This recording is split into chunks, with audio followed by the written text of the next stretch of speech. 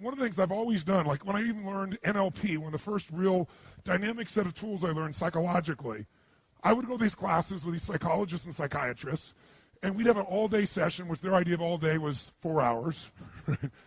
It'd be like we'd start at 10, and at noon we're taking lunch. I'm like, where the hell are we going? Oh, we're going to lunch for an hour and a half, and then we come back at 1:30, and sure enough, by 3:30 or 4, it was the end of the program. And I was like, Jesus, you didn't even do a quarter of a day. So I took the rest of the time, and I extracted everything I could from what I'd learned. There are people with 10 times more skill than I had or ability, but my level of application compared to theirs, I dwarfed it. And it's because while I was still there, I didn't leave the environment.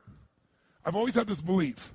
If you want to be successful at anything in life, never leave the sight of setting a goal without doing something that commits you to fulfillment. If you you're in state, right, when you do something. While you're in state, that's the time to commit yourself to something that makes you follow through. How many know what I'm talking about here? Say I. So I'd call somebody up, I'd schedule something, I'd lock in the next meeting, I'd sign up for the class, I'd enroll the guy who was going to mentor me, I'd set the meeting with a mastermind of people I met. I did something so that whatever I committed to, there was something when I went home that would pull me there. It's structure. In fact, I'll give you 5 C's to RPM just as a quick warm-up for you. How's that? If you don't remember it, it'll be okay, but it'll be in your unconscious for when you go work with a coach. These are the 5 C's. Everything that comes in your mind, anything you can think of, because we're going to basically do a little mini RPM version of things right now.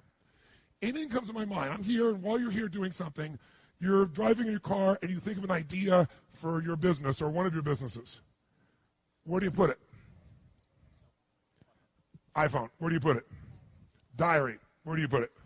iPod. iPhone. iPhone. And how do you find it afterwards? How are you triggered to look at it again? So he goes back and reviews his app system. How do you do it? Right. Crisis. Crisis makes me go get it. How do you do it? I send an email to myself. Oh, good, more emails with more to-dos, right? So I don't care what your system is, but when you have RPM, you'll have one place you put it. For right now, you need one place to put it. Now, the problem is most of us have lives that if you put everything in one place, it just becomes even more overwhelming. Who knows what I'm talking about here? So the first step, I'll just tell you that, is C, is capture. You got to capture. And the motion I do is like this. Imagine doing this, like physically capturing it, pulling it out of my head, and putting it in one place. I don't care what your one place has got to be one place. Now, ideally, in that one place, you'd have some categories so you don't throw everything on one giant list. Does that make sense? So you might have a category for me. I have companies. So I have Robbins Research, I have Namali Resort, I have Metabolife, I have all these different companies. So I'll drop it in that area as an example. Or roles for me as a father. I don't have time to demonstrate this for you, but just know the first thing you want to do is keep it out of your head, have it in one place. Why do you want to do that? Keep lots of extra mental RAM available. When you have to keep thinking about stuff, it creates inner stress. If you know it's there, and you know you're going to look at it consistently, like you do it once a week, once a day, and you're going to review it and do something with it. Something with it might be, forget it, I'll do it later, tomorrow, but you're going to do something with it, you'll be able to let go. How many think that's pretty much something you try to do already? Most people try to do this, don't you? But the reason most people don't do it is because making lists, after a while, they stop doing. Tell me why they stop doing it. Who's made lists and then not kept the lists up, your, quote, to-do list? Why don't you keep those to-do lists up? Because every time you go there, they're so damn what? How many have always got more to do, if you do make the list, than you have time? So it inherently says, why am I doing this? RPM is a different mindset. Our mindset is, we're just first capturing it. We know we're not going to do most of this. But we need to be able to later, when it's time, decide which things are worth doing, and more importantly, what are we really after? We're going to use these to trigger us to say, all this relates to maybe something more important. How many follow the philosophical difference here? Say I. My goal is not get things done. This is not GTD. This is use the things you need to get due to stimulate a higher level of thinking of what you really want, why you want it, and become very strategic about how to get that. And many of these things may go away, or they just won't matter. But you do have to capture it, because otherwise it's in your head. So I have a lot of systems of doing it, but if you never saw me again, the most basic thing you need is one place to capture. Does that make sense? And what's step 1 of RPM? It's a C. You got to what? Capture, which means get it out of your head, put it one place. Second thing, you got to make sense of all this crap. And the way you do that, step 2, is you create a plan. And a plan for me has 3 parts. And the 3 parts are 3 questions that I ask and 3 actions I take. And again, you'll learn this. I'm not trying to teach this all right now. I just want to plant some seeds in your mind. Is this okay? Is this useful? So when you're going home, you got all this captured stuff you just did here, right? Now you got to start to create a plan. You got to look at all this stuff and say, okay, there's more here than I can do. So what I really need is read all this stuff and start to see, well, all these things relate to one thing. All these relate to another. If I'm a mom and I made my list, and on the list I have things like I got to pick up the laundry, I got to drive the kids to school, I've got to do this thing for the PTA, I got to clean the house, I got to run my business that I run out of the house, I got to do the accounting, I want to have spend some time with my husband at the end of the day. Soccer mom, totally stressed out. But if I write all those things down and get them out of my head, and when I write them all down, I then start to put them together and go, this, and this all relates to my kids. This all relates to the house being great. This, and this all relates to my business. And this is about my personal life being rich and happy. I'm able to do something really nice. I'm able to go from this, which is what your capture list looks like. You'll start writing it down. You go, I got to do this, and that, and this, and this. And you start to feel good. It's out of my head. But then you go, I got to do this, and I got to do this, and I got to do this. I got to do this. I got to do this, and I got to do this, and I got to do this, and I got to do this, and I got to do this, and I got to do this, and I got to do this. I got to do that too, and that too. So step 2 is I look at my capture list, and I create a plan. And the way I create a plan is I start to figure out, what do I really want? That's what the world is saying to me. That's what's in my head. What do I want? I might start to group some things together. I might start to say, let's take a look at this. You know something? Watch this. Watch this for a second. This item here, clean the house, and this thing, and this thing, and this thing, these all relate to the house. And my outcome there is I want a magically clean house because, why? It makes me feel fully alive. And then, by the way, this, and this all relates to my children. And this, and this relates to my business. And this is me personally. Anybody see what happens? Suddenly, 80 action items or 12 or 30 will turn into 4 outcomes. There's something here that I want for my home. There's something I want here for my kids. There's something I want here for my business. There's something I want for me. And what that does is now I can start to go, okay, instead of reading all these items, what do I really want for my kids? What's my outcome this week or today? And you get really, really clear about what you're after. You use this to take you to another level higher. Use this to trigger a higher vision instead of letting this limit you. And once you know what you want, that's the first question. So create a plan has 3 questions to it and 3 actions. First question is, what do I really want? How many of you would feel different in your life just by this language change? What do I have to do versus what do I really want to accomplish? Would that change the way you feel about your life? Yes or no? Yes. How does it feel with have to do? See, RPM, when you finally learn it, has many pieces to it. Above all else, it's a thinking process. And better thinking creates better results. It's that simple. So you don't have to ever use a piece of paper to think this way. From now on, all this stuff's happening, you go, what's my outcome? What am I really after? What do I want? What's the specific results? Like, what's the target? Let's chunk up. I don't ever go in a meeting with anyone. What do you think the first words out of my mouth are when I sit down in a meeting after the hellos and the proper connections? What do you say? I always say, what are the outcomes for this meeting? Because how long the meeting is based on getting the results that we're there for. It makes a much more fulfilling life. Or if you can't get in that time, that outcome's still not done. We've got to come back and get that outcome done. How many follow what I'm talking about here? Say I. Now, when you get clear what your outcomes are, that's the first question of creating a plan. Second question is, why do I want it? Why? Why is this important to me? Why is this something that really is a must for me? I don't have to do it. I want to do this. Why is this transformative? What's exciting about this to me? And almost all of you have certain key words that are triggers for you. And language shapes your emotion. You want to have a nutritious meal or a delicious meal. You might say, I need a nutritious meal. But what if I said, this is a delicious, nutritious meal? You're more in. If I said to you, I want to introduce you to this person, they're really nice, versus they're delicious. Who knows what I'm talking about here? So when you learn RPM, you're going to learn that RPM is a system of thinking, that RPM is the power of language, because you can change a few words in your outcome. It'll totally change where you end up and what you're going after in your life. RPM is a visual chunking system, a way to take all that stuff you saw and group 82 things down to 4. And guess what will happen to your stress level? Through the floor. Guess what happens to your concentration ability? Through the roof. What are you going to focus on? That's another one. RPM is a focusing tool. It makes you focus on what's most important, because most people major in minor things. Am I making sense? So you got to know, why are we doing this? And I always look at 2 levels of why. Why for me? Why for the team? What's the big why? If I'm involving other people, if it's just me, then it's me. But I usually have the big why. So I said 3. Step 1 is capture. Step 2 is create the plan. There were 3 questions. What are they? Number 1 is, what do I really? Or another word for that is, what is my? Or another word for that is, what is the result? And I eventually try to get it to a result because I want to make it measurable, if at all possible. If I can't get it measurable in a short time, I want major progress on as my outcome, right? Or complete something, or whatever it is. My purpose are some key words. Write this down. Purpose, I should say, activity without purpose is the drain to your life. Activity without purpose is the drain to your life. It's the drain to your wealth. It's the drain to your lifestyle. 3 questions. What's my outcome?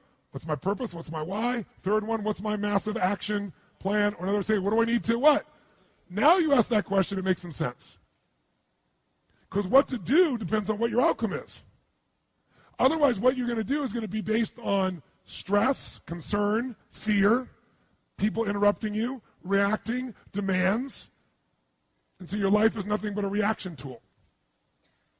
Of all the tools I have, this may be the most valuable one, ironically. Because this is the one how it all gets executed. And I don't teach it very often.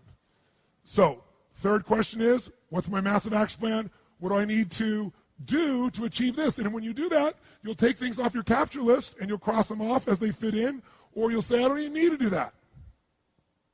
So, to create a plan, there's 3 questions, and then there's 3 actions. This gets a little more technical, but I think you can pick it up real easy.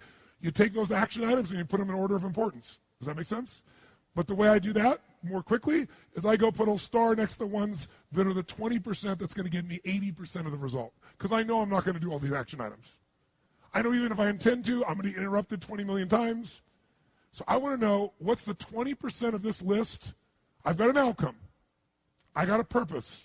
And on this little block, the center of the target is the outcome. I see the purpose with all the juicy words.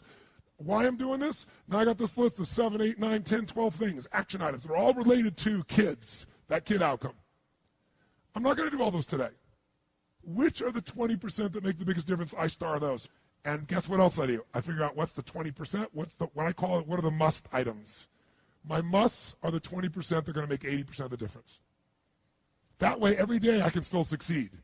That's why I still do my lists and most people don't. Because I don't do lists. I come up with outcomes and purposes, and I got lists within them, and they're highly prioritized with what matters. And later on, if I want to come back and do more, great. So, 3 questions, 3 actions. The actions are, star the things that are musts. 2, establish the real time. The real time is I go minimum to maximum. On each of those items, I go, how long is this really going to take? Why is that important?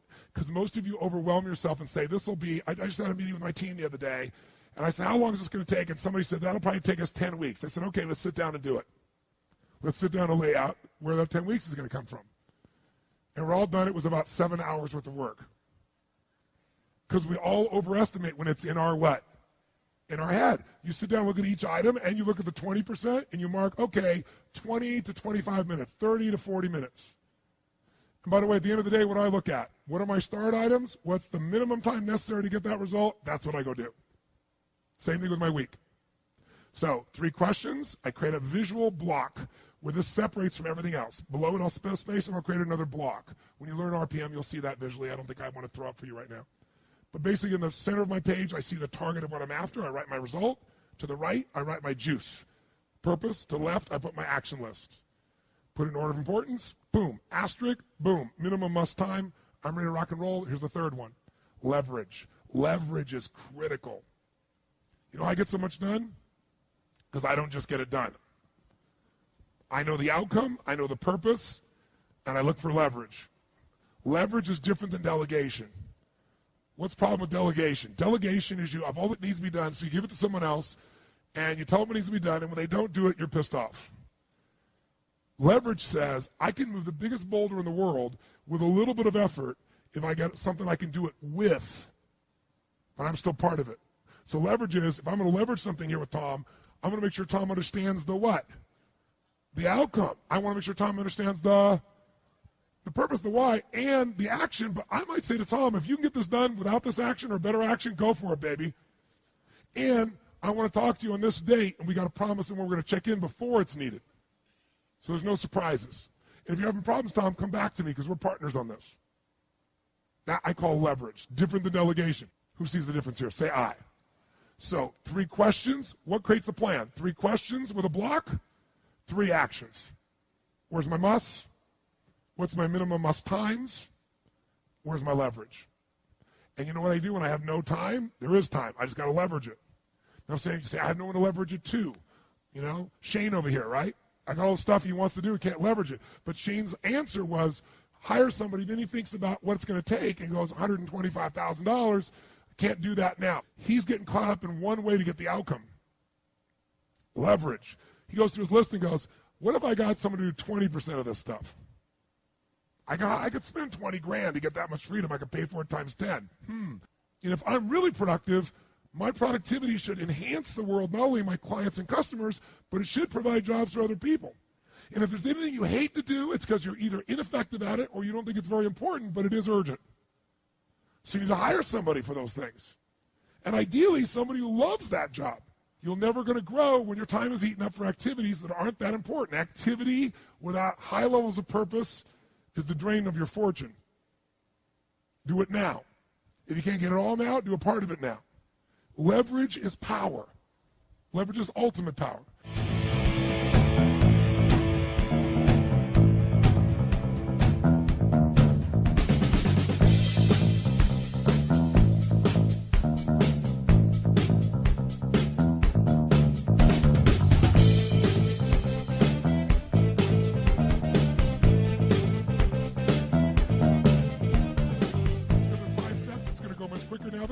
Part is number 2. So what's the first step to doing RPM? Number 1 is you got to do what? Nice and loud, what? Step number 2 is after you capture all in one location, maybe you learn to chunk it a little bit while it's still there, see what relates. But then what's step number 2? Create a what? An RPM plan. Not just a plan, an RPM plan. R stands for result, P stands for purpose, M stands for massive action plan. RPM is like a car. You increase the RPMs, increases its power, you get from here to there much faster. RPM. Results. What does it stand for? Results focused, purpose driven, massive action plan. That's an RPM. Results focused, purpose driven, massive action plan. That's what you want. So, what are the 3 questions and the 3 actions in order if you have a plan? Tell me. First question is, what's that? What do I? Yes, what do I want? What's my outcome? What's the specific what? Result. And that's often a good way to ask that same question. Start general, what I want, turn it into an outcome, get it down to a specific result. Second question, what's my big why? What's my purpose? What's my reasons? What's my why? What's my purpose? Why do I want to do this? That's the real question. Why do I want to do this? Very different to want to than to have to, isn't it? Now, what's my massive action plan? What do I need to do? How many got this in your body by repetition now? Say I. What are the 3 actions? Number 1, we want to figure out which ones are our what? Must. 20% that makes 80% of the difference, asterisk those. Those are your priorities. You're not going to do them all. Just decide you're not going to do them all. Let go. Be free. 2, figure out minimum, maximum time for them. Estimate, just off the top of your head. 3 minutes to 10 minutes. 45 minutes to 90 minutes. Give yourself the range. On the computer, by the way, adds it all up, and you can look at a block and it already tells you for the whole day how much time. Minimum, must time, maximum amount of time. By each RPM block, it'll do it for you. But you can do it by hand. It's well worth. Few seconds to do. Third thing we want to do, see, is there any of this that we could what? How could this soccer mom leverage? Her activities are things like drive the kids to school, pick them up from the school, drive them to violin practice, drive Johnny to soccer practice.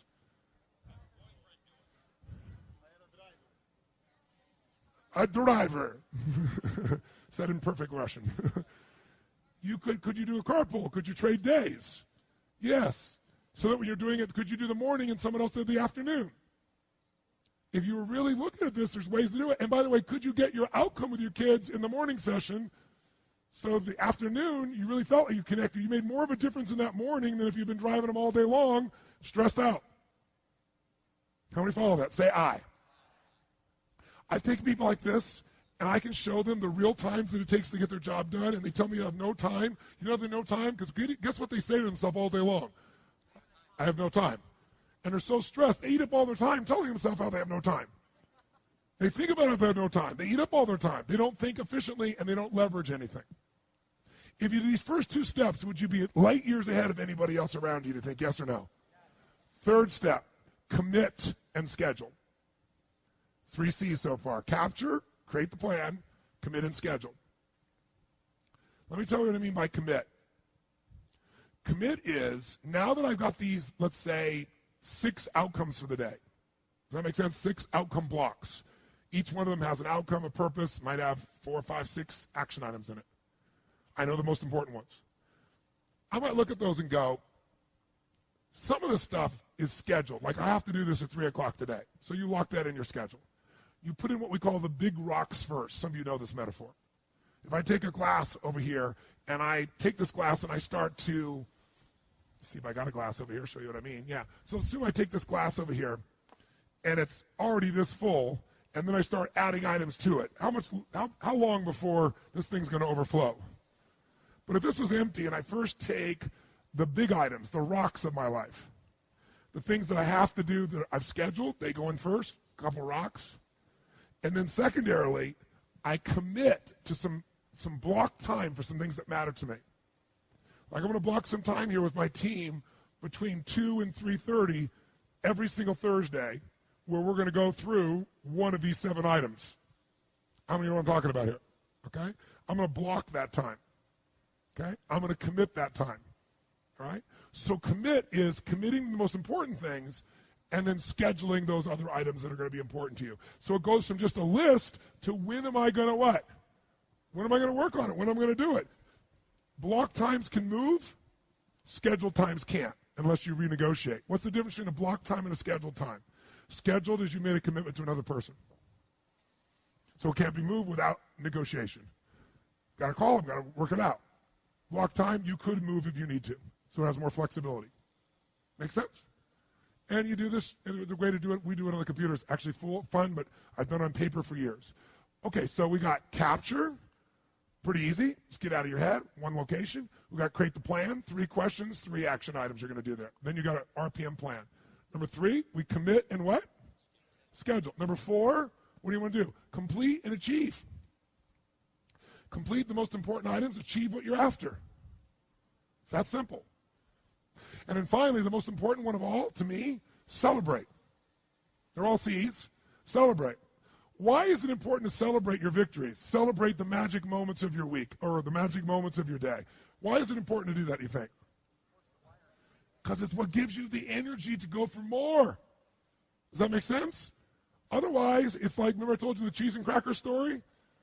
You know, you're holding out to, someday I'm going to celebrate. Someday never comes. Someday leads to a town called nowhere. Right? You don't want to be in that place. So you want to celebrate. And you want to celebrate the little victories. You want to celebrate the magic moments. How many breakthroughs have you had this week? Forget the things you've learned. How many of you have had breakthroughs, like insights, distinctions about you or your business that you couldn't put a dollar value on it? You know for you the value is infinite. How many got experiences like that? Okay? So if you don't capture that, you don't give yourself credit. When you don't give yourself credit, your brain doesn't notice it.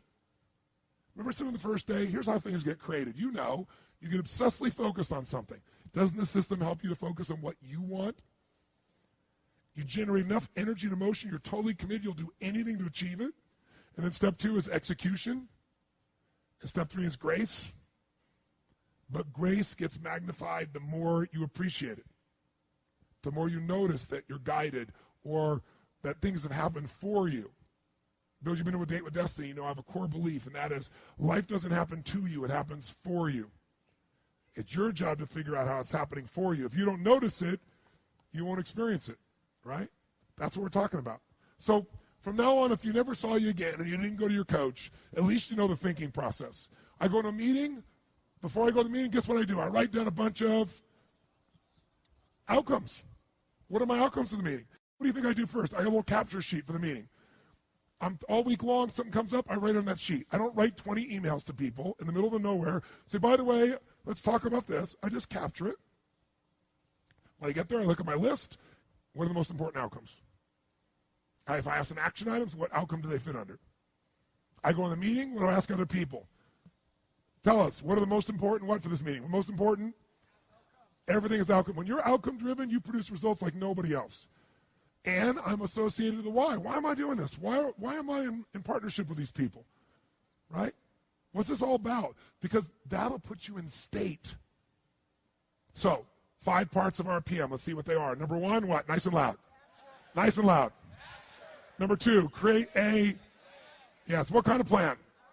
RPM plan. What's the R stand for? Results focused. P is for purpose driven. M is for massive action plan. Massive action plan is a map. M-A-P, massive action plan, a map. Okay, what are the 3 questions that will make you know you have that plan? Question number 1 is, what's the next example after that? What is my outcome? What's my actual result? Second question, what's my purpose? Why do I want to do this? Right? Why do I want to do this? What's my big whys? And then third question, what's my massive action plan? Or another word for it is, what do I need to what? Now asking what to do makes sense. Makes total sense. What are the 3 things you do in that plan in addition to those 3 questions? Figure out what the musts are. Figure out the minimum must what? And number 3, find yourself some. Great. What's step number 3? For this to be alive and not just be on a piece of paper, I got to take this from an idea and I got to commit. And when am I going to do this? What day? What week? What month? What hour? Right? I tend to plan weekly first, and I put it in days, and when I get the night before, I plan the day, because a lot moves around until that time. Right? Then after I do that, what do I need to do? What's step 4? Complete what? Complete what? All the actions? The outcomes. Complete by achieving what matters most. Cut to the chase. Get to the must. Is it possible by having that outcome so clear, you might come up with something that's not on the page that's better and get you there quicker? Yes or no? And by the way, on the computer, you can leverage a whole block. You can push a button, send it to somebody an email, push a button, and give an audio message of what you want, and they can accept it and comes back and say they accept it. So I'm excited about what it's going to be like. Or use your iPhone, or use whatever you want. It's a thinking process. Then on the other hand, think about this. So leverage, if you leverage it, you're staying connected, you know what's going on, but also they know the outcome, they know the why. It might be useful to talk in terms of their why too. So now they're activated. Why do people do certain things and not others? Because certain things they have enough reasons to in their reasons. Other things they don't. They value something more. When people say, I didn't have time for this, what they're really saying is something else was more important to me. But usually it isn't really something that was more important. It was something else that's more urgent, and they don't know what's important to them. So maybe you can help them. Third piece is complete and achieve. Fourth, complete and achieve. What's the final step? 5. Celebrate. And the way I celebrate personally is I'm constantly making lists of magic moments and accomplishments.